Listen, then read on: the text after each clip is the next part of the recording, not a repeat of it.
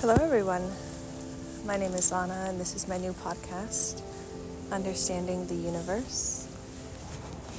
I wanted to start this podcast because at the beginning of my spiritual journey, the more information I had, the more questions I had, the more I knew, the more I needed to know.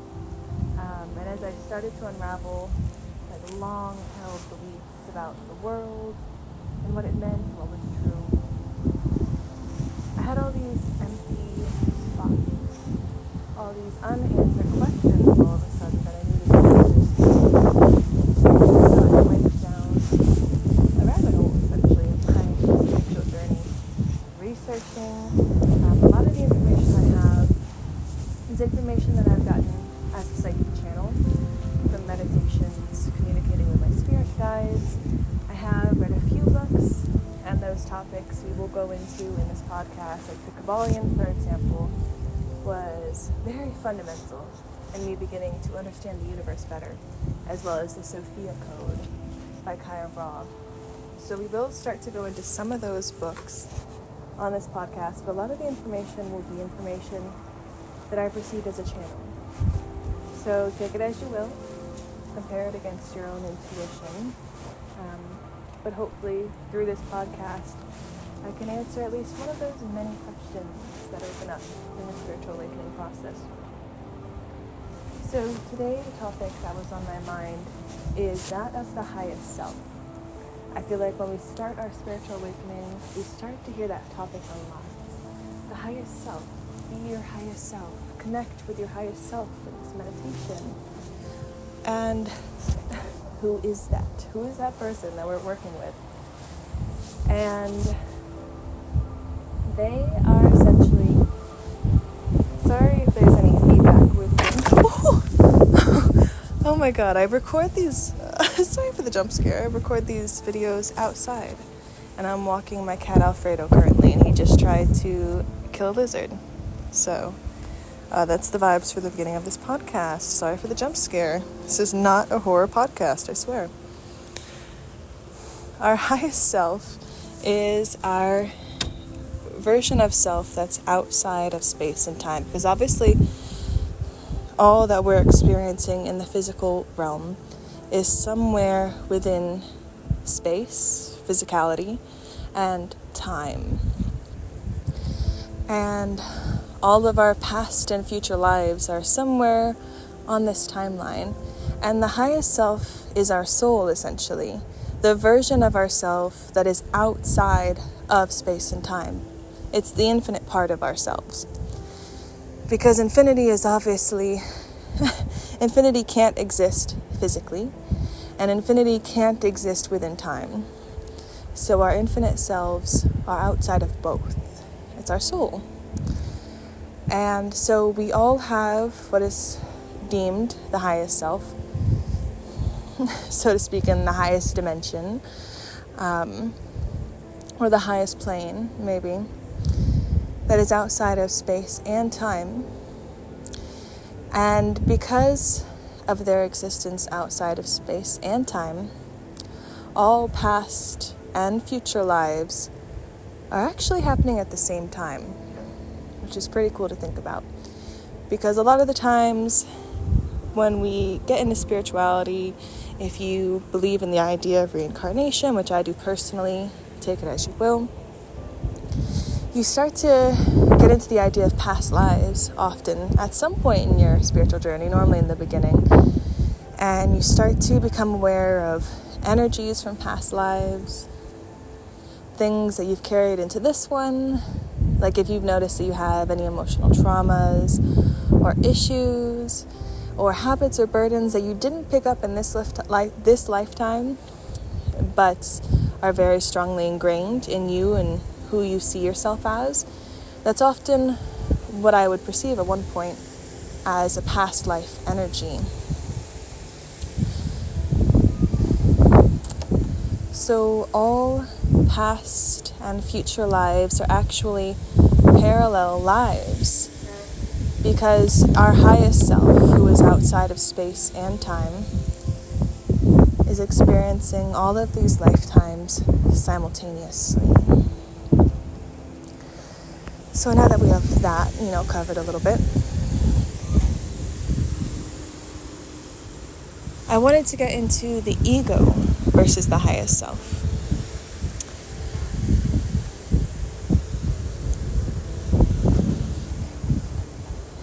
The wind is really going crazy out here today. In Southwest Florida currently. So, the ego is often, before our spiritual journey, the ego is often a majority of our personal identity, like who we identify as, the traits we believe that we have, the person that we wholeheartedly believe that we are and would fight to defend the idea of, right?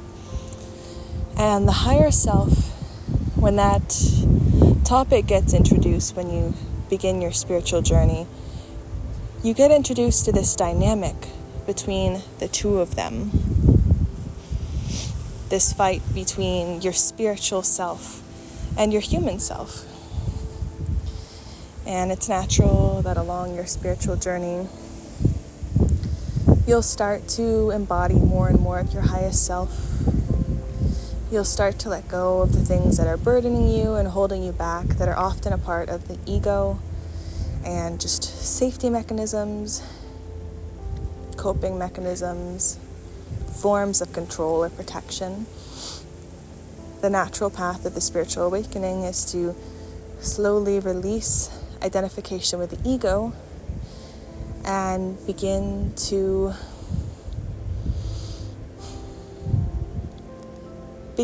be more and more of your highest self, essentially. But at a certain point in your spiritual path, you'll start to wonder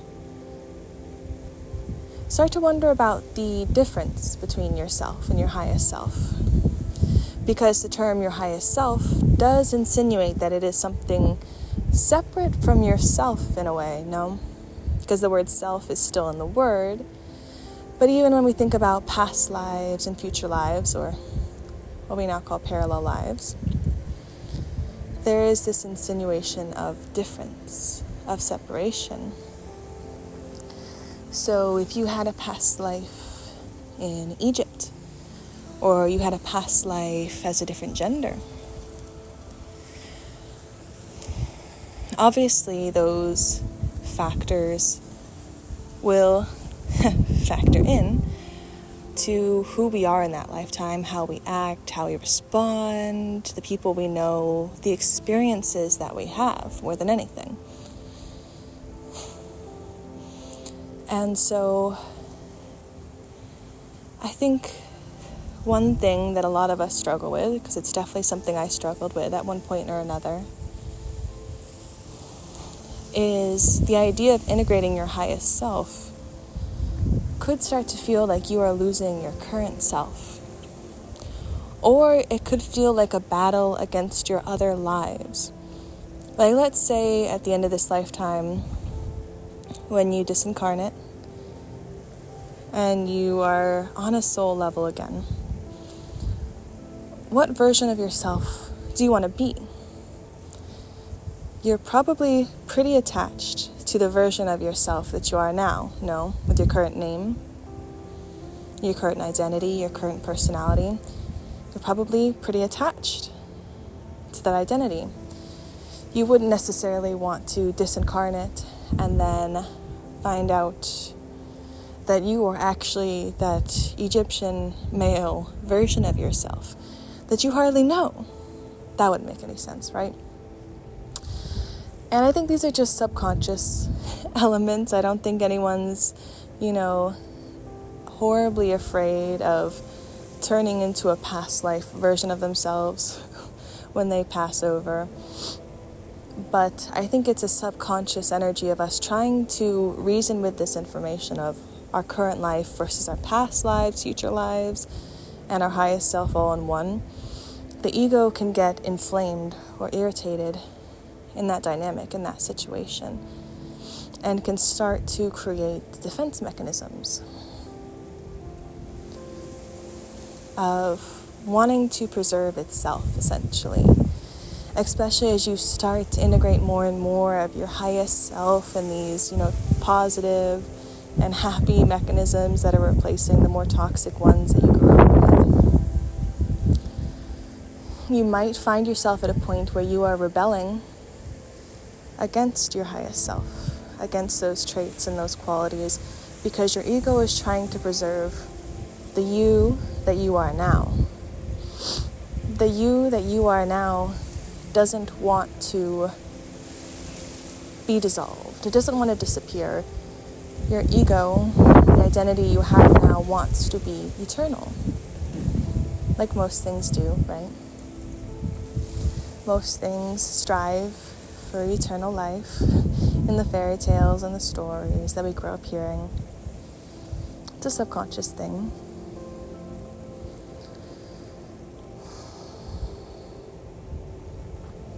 The reason for today's episode of the podcast is I wanted to clarify that you are your highest self, and you are all of your parallel lifetimes. The fundamentals of who you are and what you identify as, they don't change. Obviously, certain things, when we go through our spiritual awakening, there's certain parts of ourselves that we're able to shed. Like the parts of ourselves that we got from our parents and from our surroundings when we were growing up, to feel safe or to feel familiar. Those parts of ourselves that we're able to shed because they don't serve our highest good. That's not us. That's not who we are. And through our spiritual awakening, we start to figure out who we actually are, what we actually want, what we actually want to be doing, what makes us happy, not what makes society happy or our parents happy, what makes us genuinely happy. And that is the truth of who we are in every lifetime. Like I said, if you are a female in America, you're going to have certain experiences in this lifetime that differ from family to family, from state to state, from race to race. Every little detail will determine and affect the experiences we have and the traits that we identify as. But underneath all societal imprints, we have a version of ourselves that is unchangeable, that is ever unfolding, and that we are finding the safety and the comfort to be and become. So if you were an Egyptian man thousands of years ago, your circumstances, your societal imprints, they'd be completely different than a woman in America in 2023, right? So obviously you would have some differences in humor, in a mental, emotional, physical state, right?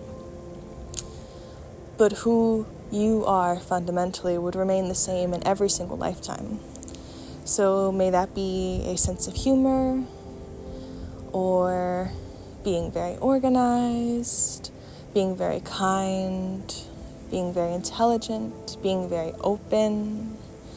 All of these things that are inherent to us are present in every parallel lifetime.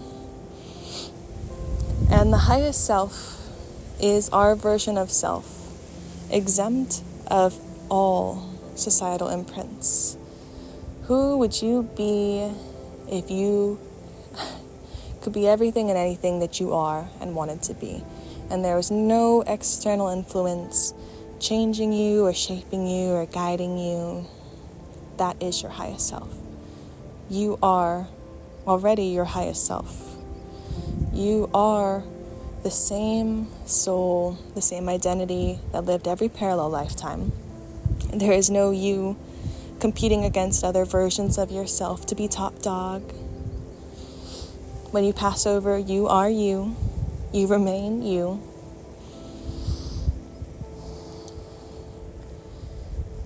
And these parallel lifetimes are a resource for us to use to improve this lifetime. Once we understand that there's no competition of who comes out on top or who is the actual version of us, right? Once we release that subconscious ego battle, we can begin to understand that our parallel lifetimes are resources for us to pull on. And oftentimes when we're receiving an intuitive hit or guidance, it can be information that we already have in our database from all of our many lifetimes. And I see our highest self as that database. All of your parallel lifetimes. Just imagine how many that could possibly be in how many different times in history and how many places on not only Earth but in all of space. How many different experiences you would have had. It's unlikely that there's something that you haven't experienced across all of these many lifetimes. And your highest self is the database of all of that wisdom, of all of those lifetimes, that you can call upon at any time. And hopefully if you are ever struggling with the topic of your highest self versus your idea as your current self, that you can pull upon this information to disengage the ego reaction, essentially. Begin to relax and expand rather than contract with the ego. Begin to expand into this idea that your highest self is you. And you are your highest self. There is no separation, which I'm sure is a topic you've already heard in your spiritual awakening. There is no separation. You are your highest self. And hopefully that can bring you comfort. Hopefully that can bring you expansion. Hopefully that can bring you wisdom beyond your years and experiences in this lifetime. Alrighty, so that is all that was coming through for today. This is episode 1 of my podcast, Understanding the Universe, and I look forward to connecting with you in future episodes. Blessings. Have an amazing day.